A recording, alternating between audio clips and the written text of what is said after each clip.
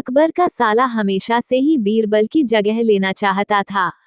अकबर जानते थे कि बीरबल की जगह ले सके ऐसा बुद्धिमान इस संसार में कोई नहीं है।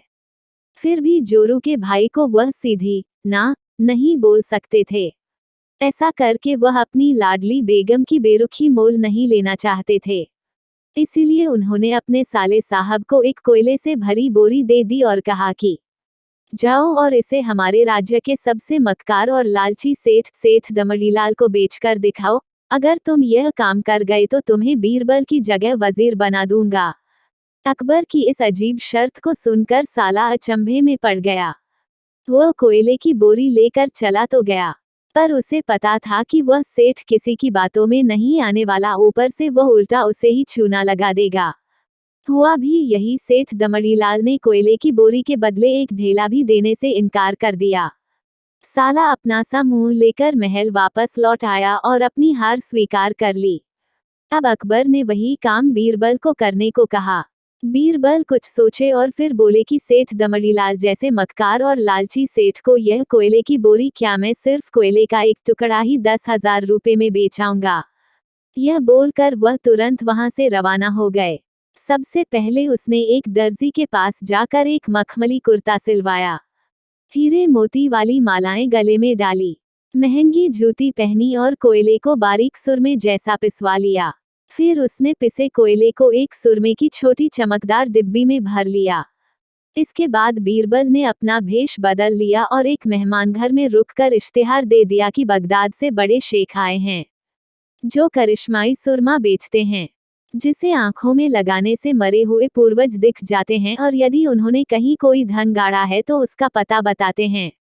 यह बात शहर में आग की तरह फैली। सेठ दमड़ीलाल को भी ये बात पता चली। उसने सोचा जरूर उसके पूर्वजों ने कहीं न कहीं धन गाड़ा होगा। उसने तुरंत शेख बने बीरबल से संपर्क किया और सुरमे की डिब्बी खरीदने की पेशकश की। शेख ने डिब्बी के 20,000 रुपये मांगे और मोल भाव करते करते 10,000 में बात तय हुई। पर सेठ भी होशियार था, उसने कहा मैं अभी तुरंत ये सुरमा लगाऊंगा और अगर मुझे मेरे पूर्वज नहीं दिखे तो मैं पैसे वापस ले लूंगा। बीरबल बोला, बिल्कुल आप ऐसा कर सकते हैं, चलिए शहर के चौराहे पर चलिए और वहां इसे जांच लीजिए। सुरमे का चमत्कार देखने के लिए भीड़ इकट्ठा हो गई। तब बीरबल ने ऊंची आवाज में कहा, ये सेठ अभी ये चमत्कारी सुरमा लगाएंगे और अगर ये उन्हीं की औलाद हैं जिन्हें ये अपना माँ बाप समझते हैं तो इन्हें इनके पूर्वज दिखाई देंगे और गड़े धन के बारे में बताएंगे। लेकिन अगर आपके माँ बाप में से किसी ने भी बेईमानी की होगी और आप उनकी असल औलाद नहीं होंगे तो आपको कुछ भी नहीं दिखेगा। और ऐसा कहते ही बीरबल ने सेठ की आंखों में सुरमा लगा दिया। फिर क्या था, सिर खुजाते हुए सेठ ने आंखें खोली। अब दिखना तो कुछ था नहीं, पर सेठ करे भी तो क्या करे। अपनी इज्जत बचाने के लिए सेठ ने 10,000 बीरबल के हाथ थमा दिए और मुंह फुलाते हुए आगे बढ़ गए। बीरबल फौरन अकबर के पास पहुंचे और रुपये थमाते हुए सारी कहानी सुना दी।